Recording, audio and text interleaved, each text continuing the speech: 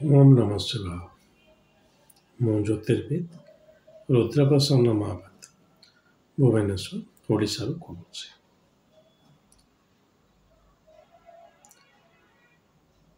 ଗୋଟେ ବହୁତ ଡିଫରେଣ୍ଟ ଆଉ ବହୁତ ରେୟାର ଟପିକ୍ ଉପରେ ଆଜି ଚର୍ଚ୍ଚା କରିବା। ସେ ହେଲା କୌସ୍ତବମଣିର ଭାଣ୍ଡାମୀ। କ'ଣ? କୌସ୍ତବ, କିଛି ଲୋକ କହନ୍ତି କୁସ୍ତବ, ମଣିର ଭାଣ୍ଡାମୀ। ବହୁତ ରେୟାର ଟପିକ୍। ଶୁଣନ୍ତୁ କ'ଣ ଏଇଟା।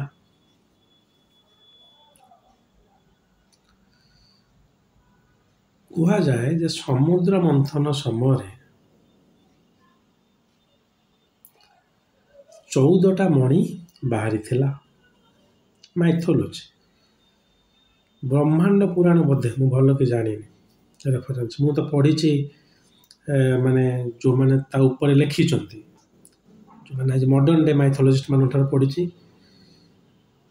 ରିଅଲ୍ ସ୍କ୍ରିପ୍ଚର ପଢ଼ିନି। କିନ୍ତୁ ସମୁଦ୍ର ମନ୍ଥନ ଆପଣମାନେ ଜାଣିଥିବେ, ସେ ସମୟରେ କୁହାଯାଏ ଯେ 14ଟା ମଣି ବାହାରିଥିଲା, ଯାହା ଭିତରୁ କୁସ୍ତବ ବା କୌସ୍ତବ ମଣି ବହୁତ ରେୟାର ଥିଲା।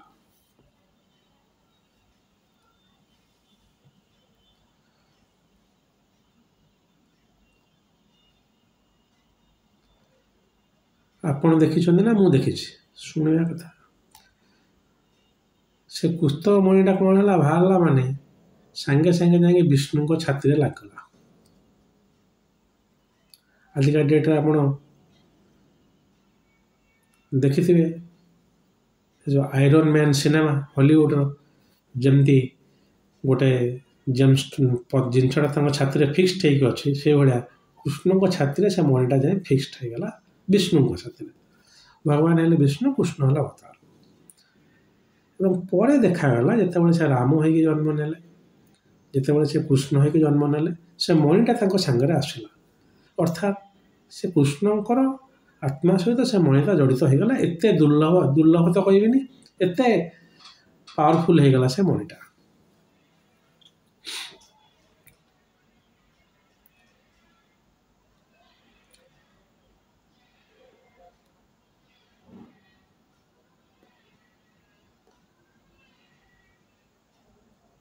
ତ ସେଇଟା କ'ଣ? ଆଜିକା ଦିନରେ କୌସ୍ତବ ମଣିଟା କ'ଣ?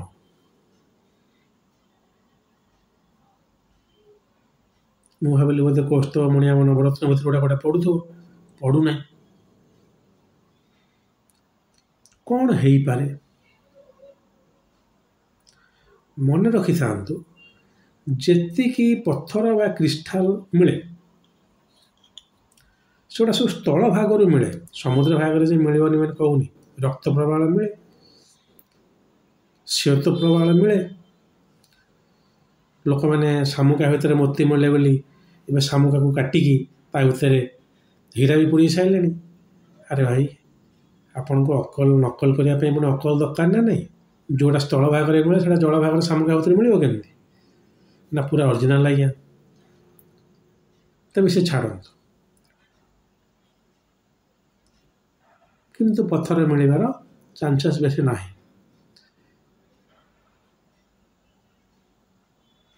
ଗୋଟାଏ କଥା ଗଲା। ଦ୍ୱିତୀୟତଃ, ପରେ ଯେତେବେଳେ ଆମେ କିଛି ଫଟୋ ଦେଖିଲୁ ବା କିଛି ମୂର୍ତ୍ତି ଦେଖିଲୁ, ସେଠି ଏଇ ମଣିଟାକୁ ନାଲି ଗୋଟେ ପଥର ସହିତ ଆସୋସିଏଟ୍ କରାହେଲା।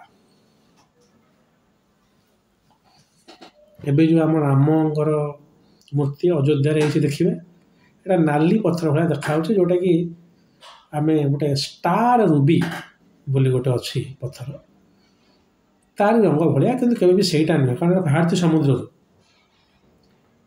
ସମୁଦ୍ର ମନ୍ଥନରୁ ବାହାରିଛି ମାନେ ଏଇଟା ଡେଫିନେଟଲି ସେ ଜିନିଷ ନୁହେଁ। ମୁଁ କହୁନି ଯେ ସମୁଦ୍ର ତଳେ ଖଣି ନଥିବ ବୋଲି, ଥାଇପାରେ, କିନ୍ତୁ ସେଇଟାର ଏକ୍ସକାଭେସନ ପ୍ରୋସେସଟା ସେମିତି ହୁଏ ନା। ତମେ ଭାବିବା ରକ୍ତ ପ୍ରବାଳ ବି ହେଇପାରେ, କାରଣ ସମୁଦ୍ରରୁ ବାହାରିଛି, କିନ୍ତୁ ସେଟା ଗୋଟେ ଟ୍ରାନ୍ସପରେଣ୍ଟ ଷ୍ଟୋନ୍ ଭଳିଆ ଦେଖାଯାଉଛି, ଯେଉଁଟାକି ରଙ୍ଗ ବ୍ଲୁ ଆଉ ନାଲି ମିଶାମିଶି। କିନ୍ତୁ ଏମିତି ଆଉ ଗୋଟେ ବର୍ଣ୍ଣନା ମୁଁ ପାଉନି। ଯଦି ଆପଣମାନେ କିଏ ଜାଣିଥିବେ ତାହେଲେ କମେଣ୍ଟ ବକ୍ସରେ ଲେଖିବେ। ଯେଉଁଠିକି କିଛି ମୂର୍ତ୍ତିରେ ବି ଏଇ ମଣିଟାକୁ ନେଳି ବୋଲି ଲେଖା ହେଲା ମାନେ ପ୍ରଦତ୍ତ କରାହେଲା। ଆପଣ ଦେଖିବେ କୌଣସି ଜାଗାରେ କୃଷ୍ଣ ବିଷ୍ଣୁ କିମ୍ବା କିଛି ଗୋଟେ ମୂର୍ତ୍ତି ଯେଉଁ ଥିବ, ମାନେ ସବୁ ଲିଡ଼ିଂ ଜାଗା କହୁନି, କିଛି କିଛି ଜାଗାରେ ସେଇଟା ଗ୍ରୀନ୍ ବୋଲି ଗୋଟେ ମାଳ ଦେଇ ଦିଆଗଲା। କିଛି ଲୋକ କହିଲେ ଆରେ କୁସ୍ତବ ମଣିଟା ବୋଧେ ଗ୍ରୀନ୍ ଦେଖିବାକୁ।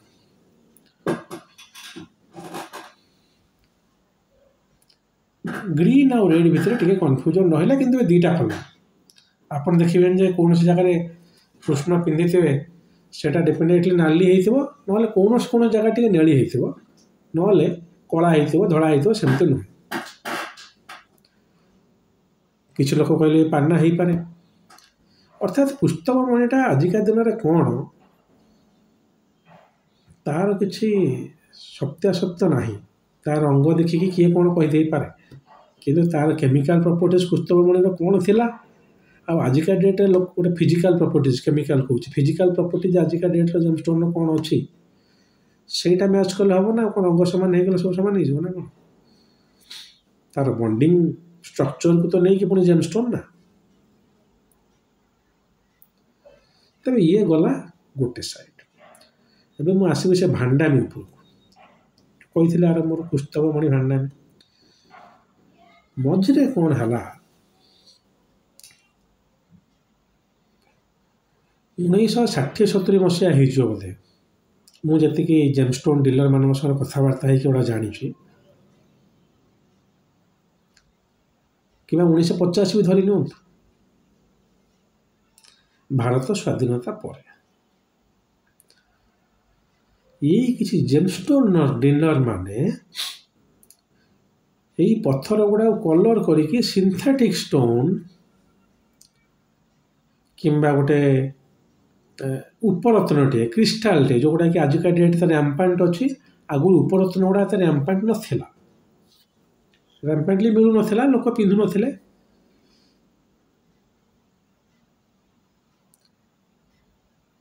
କିଏ ପେରିଡଟ୍‌କୁ କହିଦେଉଥିଲେ ଇଏ କୁସ୍ତବ ମଣି, କିଏ ଷ୍ଟାର ରୁବିକି କହିଦେଉଥିଲେ ଇଏ କୁସ୍ତବ ମଣି, କହିକି ବିକି ଚାଲିଲେ। କୁସ୍ତବ ମଣି ଗୋଟେ ଗୁଜବ ହେଇଗଲା, ଲୋକ ବି ପିନ୍ଧିଲେ। ନା ଆପଣ ନୀଳମ କ'ଣ ପିନ୍ଧୁଛନ୍ତି, ଆପଣ କୁସ୍ତବ ମଣି ପିନ୍ଧନ୍ତୁ। କିଏ ରେଡ୍ କାର୍ନେଲିଆନଟାକୁ କହିଦେଲାଣି କୁସ୍ତବ ମଣି, କହିକି ଏମିତି ଚାଲିଲା। ଯେପର୍ଯ୍ୟନ୍ତ କି ଲୋକମାନେ କନସିୟସ୍ ହେଇକି ଜିନିଷଟାକୁ ନ ଜାଣି ଦେଇ ପାରିଲେ ଯେ ଏଟା ଆମେ ଲାବୋରେଟୋରୀରେ ଟେଷ୍ଟ କରିକି ଦେଖିବା ଏ ପଥରର ନାଁଟା କ'ଣ। ଯେଉଁଟାକି ବେସିକାଲି ମୋତେ ଲାଗୁଛି 1985 ମସିହା ଠାରୁ ଆରମ୍ଭ ହେଇଛି। ତା ପୂର୍ବରୁ ବୋଧେ ଗୋଟା କିଛି ନଥିଲା।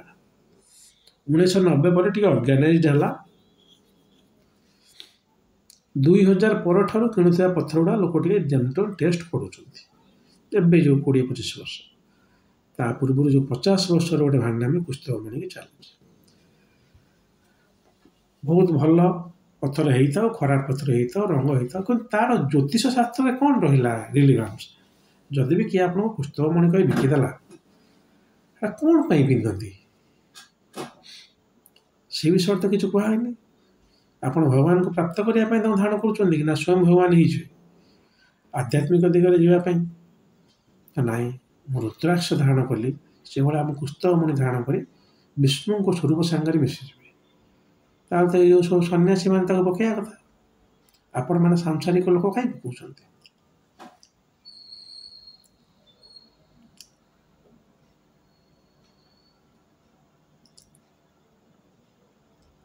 ତେଣୁ କୁସ୍ତବ ମଣିର ବର୍ଣ୍ଣ ରଙ୍ଗର କେଉଁଠି ସ୍ୱରୂପର ଯଦି ଲିଖିତ ମିଳେ ବି, ତାହେଲେ ବି ତାର ଫିଜିକାଲ ପ୍ରପର୍ଟିଜ୍ କ'ଣ ଥିଲା ଏବଂ ତାକୁ କାହିଁକି ଧାରଣ କରାଯାଏ ଜ୍ୟୋତିଷ ଶାସ୍ତ୍ର ଅନୁସାରେ ସେମିତି କୌଣସି ଜାଗାରେ କିଛି ଉଲ୍ଲେଖ ନାହିଁ। ତେଣୁ କ'ଣ ପାଇଁ ଯେ ତାକୁ ଲୋକ ଏତେ ଖୁସି ହେଇ ପିନ୍ଧି ପକାଉଥିଲେ ସେଟା ବି ମୁଁ ଜାଣିପାରୁନାହିଁ। ଭଗବାନଙ୍କ ଜିନିଷଟା ଭଗବାନ ପାଖରେ ରହିବା ଭଲ, ଆମେ କାହିଁ ଧାରଣ କରିବା ସେଟାକୁ। ରୁଦ୍ରାକ୍ଷ ଶିବ ଧାରଣ କଲେ ଆପଣ ରୁଦ୍ରାକ୍ଷ କରିବେ, ତାହେଲେ କୁସ୍ତବ ମଣି ବିଷ୍ଣୁ ଧାରଣ କରୁଛନ୍ତି, ବିଷ୍ଣୁ ଆପଣ ଧାରଣ କରିବେ। ରୁଦ୍ରାକ୍ଷ କାମ ହେଲା ଆପଣ ସ୍ପିରିଚୁଆଲିଟି ଆଡ଼କୁ ଯିବେ, कुस्तमणि आप स्पिरिचुआलिटी केवे भी जावाई पिंधि ना तेरे यहाँ गोटे स्केप्टिक होगा कुस्तवमणि कौस्तवमणि आप जमी कहते ओडिया आपको नहीं लोक किसी ठकिले किसी लोक ठकर शिकार हेले ओभरअल ज्योतिष विद्याटा बदनाम है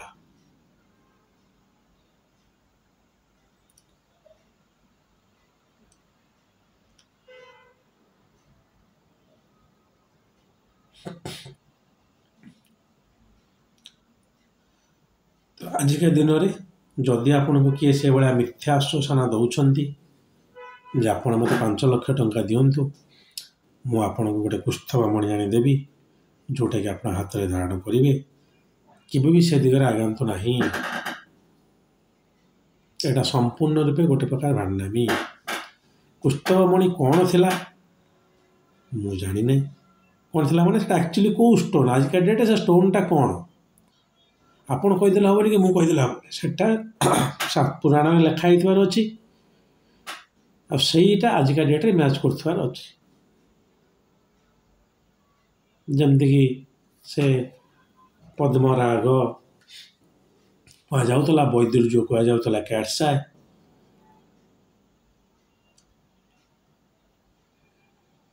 जदिव फिजिकल प्रॉपर्टीज गुड़ा से मेंशन होता कि कुष्ठवामणिटा बहुत तार व्हेयरअबाउट्स से भाया गोटे सन्देह घर रहीगला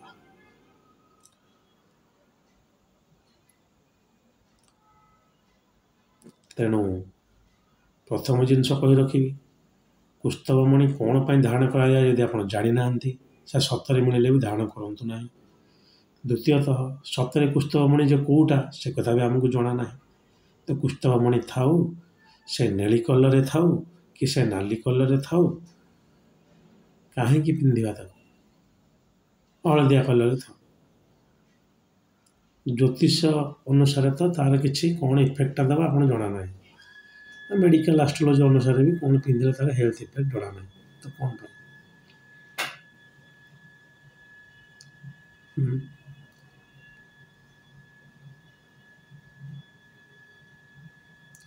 तेणु ज्योतिष गोटे गोटे कला दाग बदनाम रही जाइए जोटा कि मत लगे करेक्ट करदेवी जन बहुत विज्ञ पुरुष मुझे देखुली मुझे यूट्यूब से कहते जे आपड़ जिते डरवे आपको से डरा हे ए फिल्डटा से भाया थिला ज्योतिष तंत्र मंत्र एवं जो ज्योतिषटा यूनिवर्सिटी पशिगला तापर सेमती ना शास्त्र सम्मत जिनस आपको पड़ो कहू पड़ो और प्रेस्क्राइब करा पड़ो मो मन इच्छा कहीदेवी आप विभूति लगे दिखाते आप सूर्य स्ट्रंग हो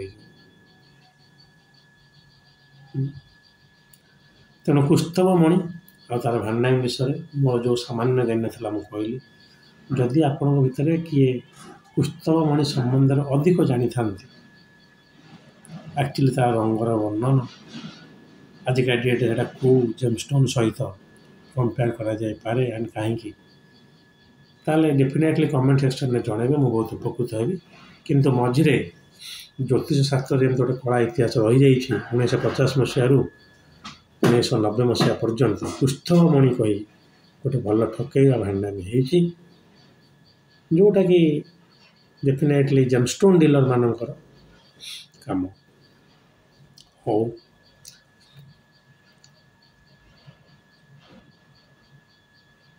आशा करें वीडियोटी भल लगी जदि भी खराब लगी दयाकोरी सेयार करूँ हुए तो मो भाया महामूर्खर कथा आउ गोटे को मूर्ख को टे भल लगिपे आजपाई एतिकी जदि महादेव चाहती आउ गोटे वीडियो नहीं आपण पाखे पुनश्च उपस्थित हेबी आजपाई आज्ञा दिंतु ओम नमः।